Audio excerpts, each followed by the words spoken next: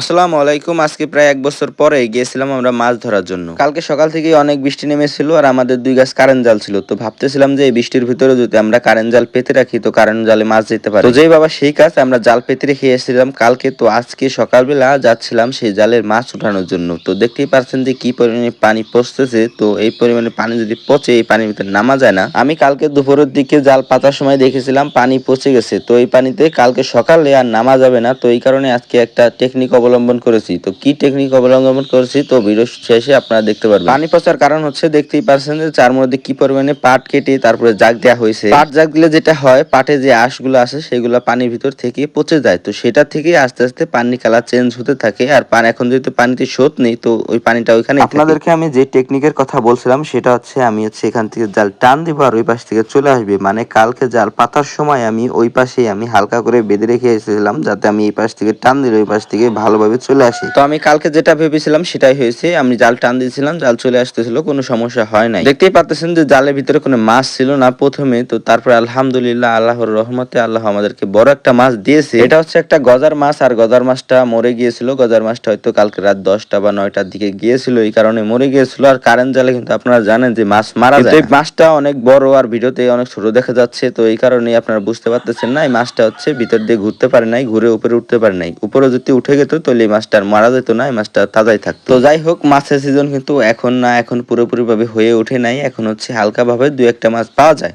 আর কিছুদিন পরে হয়তো অনেক মাছ পাওয়া যাবে, সেটাও আপনাদেরকে ভিডিওতে দেখাবো। মানে তখন হচ্ছে অনেক পানি থাকে আমাদের এইখানে, তো যেখানেই পাবেন আপনি সেখানেই মাছ পাবেন। এখন তো দেখতে পাচ্ছেন যে এখানে একটু পানি, কিন্তু তখন আমাদের এইখানে পুরোপুরি ভাবে ভরে যায় পানিতে। আমাদের গ্রামে এই কারেন্ট জালগুলো এখন সব ঘরেই আছে, তার কারণ হচ্ছে এই কারেন্ট জাল দিয়ে মাছ ধরা অনেক সহজভাবে এই কারেন্ট জাল দিয়ে মাছ ধরা যায়। তো এই জাল থেকে মাছ নিয়ে আমরা আরেকটা জালের দিকে গিয়েছিলাম। এটা হচ্ছে আমাদের একটা জালের মাছ। তো এই যে আরেকটা জালের কাছে গিয়ে আমি সেইভাবেই আমি এই জালটাকে উঠাইতেছিলাম। তো এই জালেও গজার মাছ গিয়েছিল, কিন্তু এগুলো একটু ছোট ছিল আর এইগুলো মারা গিয়েছিল। তো এই কারণে আমি এখান থেকে ভালো করে দেখতেছিলাম যে তলে আরো আছে কিনা। তো দেখতেই পারলেন যে আর বেশি মাছ পাইনি আমি আজকে। এখন যেহেতু পুরোপুরি ভাবে পানি হয়ে ওঠে নাই তো এই কারণে এখন মাছ যাচ্ছে না। তো কোনো পুঁটি মাছ আপনি দেখতে পারবেন না এখানে। আর কিছুদিন পরে যে পরিমাণে পুঁটি মাছ পাওয়া যায় আমাদের এখানে, আপনারা দেখলে জাস্ট অবাক হয়ে যাবেন। তো যাই হোক, সেই ভিডিও আপনাদেরকে দিব। আর আমি এখন মাছ নিয়ে যাচ্ছি বাসায়। আর আজকের ভিডিও পর্যন্ত কি সবাই ভালো থাকবেন। আসসালামু আলাইকুম।